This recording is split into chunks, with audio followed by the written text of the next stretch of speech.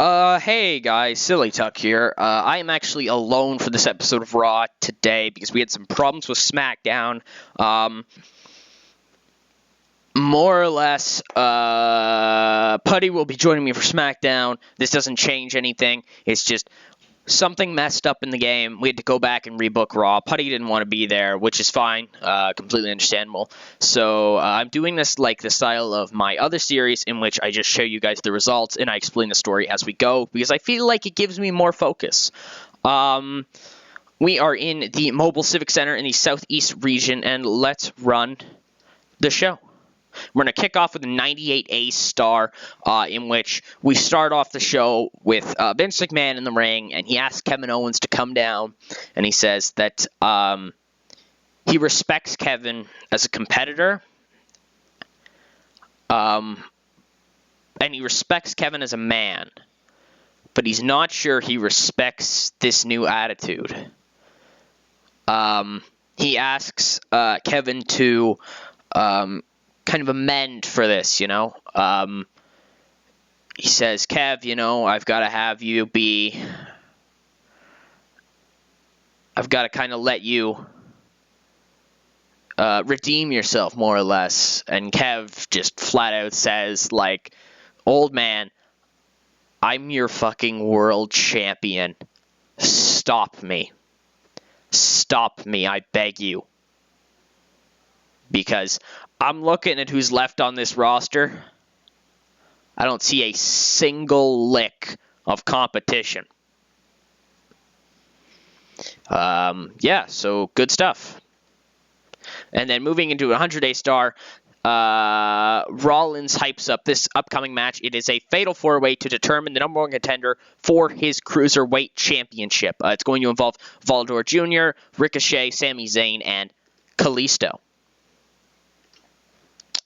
And in a 73B-, actually quite good. It had decent wrestling, but not much heat. Kalisto defeats Volador Jr., Sami Zayn, and Ricochet in 10:20 when Kalisto defeated Volador Jr. by pinfall with a Harakiri. Yep, good stuff. So, Vince announces that is official now for SummerSlam. Which I will actually book off screen as to not spoil any storylines. And all of a sudden, Ric Flair bursts into his office and says, Vince, I hate to disturb you now, but we need to talk about the proposal, about the deal. And so Vince says, yes, Rick, let's take a commercial break as we discuss. Yep. So now we get back from commercial and we have an angle. It gets a 70C+. We have an angle with Alicia Fox and Braun Strowman. Braun Strowman's all like, rawr, and then she explains how, once again, this is a focused Braun Strowman. And he gets a 58C-, in which he defeats Primo by submission in 5 minutes, 30 seconds. All right. Braun's doing his thing. 86B+, in which backstage Seth Rollins confronts Kalisto. Basically, Rollins says it was an impressive victory. It was impressive that Kalisto obtained the victory in that match, and that, it was impressive for such a small guy. That's Rollins is basically doing the old-fashioned bullying technique of, I'll make fun of how short you are. Kind of just a taunting kind of confrontation. Yeah, good stuff. We move into a 77B, awesome, in which we have a strange bedfellow situation with Zack Ryder and Jack Swagger, the ACK connection, if you will. Carl Anderson and Luke Gallows defeat Zack Ryder and Jack Swagger. In 1813, Luke Gallows defeated Jack Swagger by pinfall with a Magic Killer. Good stuff. And then they cut a promo on the Vaudevillains saying, Vaudevillains, you can bring anybody you want from the past. Nobody, not even Napoleon Bonaparte. I was going to say Dynamite. That would have been hilarious. Not even Napoleon Dynamite can beat the boys, the club, whatever the hell they are, the men.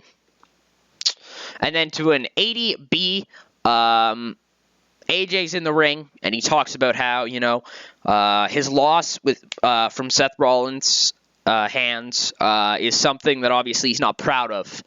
But Rollins did beat him clean, and AJ admits that Rollins was in fact the better man on that night, and he's going to look to build once again to that level in which he could once again challenge Rollins or whoever the champion may be and possibly take their title.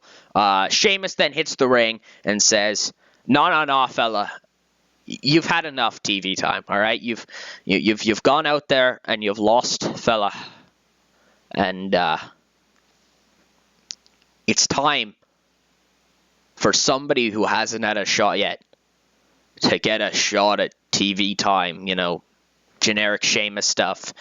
Can you dig that, fella?" 79B. Damn, AJ's good. In an extremely short match, AJ Styles defeats Ty Dillinger in 5:02 by submission with a calf killer. Good stuff.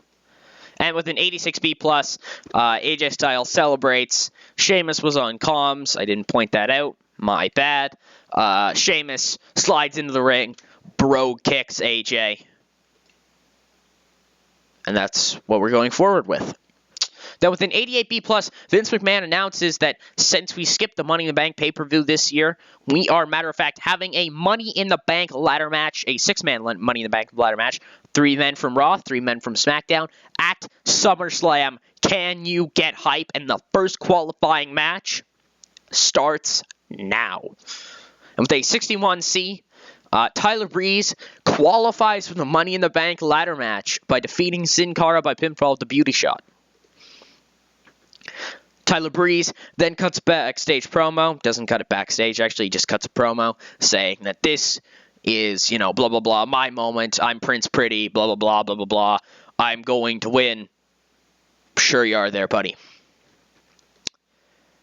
82B for our main event. Good stuff. Good stuff. Great wrestling and good heat. Randy Orton defeats Bubba in 17 minutes by pinfall with an RKO. Jeez, Orton's real good, fellas. Then with an 100A star, it is announced, Vince McMahon comes out on the stage and says, "Randy Orton, I'd like to offer you an opportunity. An opportunity to, not only make the money, but also attain greatness. I want you to be my guy. I want you to take the belt off of Kevin Owens at SummerSlam. I expect an answer next week."